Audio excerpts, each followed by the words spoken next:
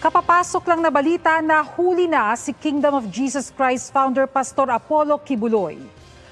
Ayon kay DILG Secretary Benhur Abalos, na aresto siya sa loob ng KOJC compound kaninang pasado alas 6 ng gabi. Nasa kustodiya siya ngayon ng mga pulis. Dadalhin siya sa Maynila ngayong gabi. Ayon kay PNP Region 11 Director Police Brigadier General Nicolas Torre III, hindi sila nagduda na nandoon talaga sa KOJC compound si Kibuloy.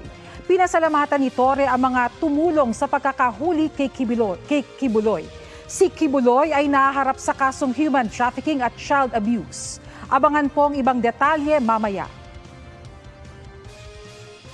Para sa mas malaking misyon at mas malawak na paglilingkod sa bayan, ako po si Bernadette Reyes ng GMA Integrated News, ang News Authority ng Pilipino.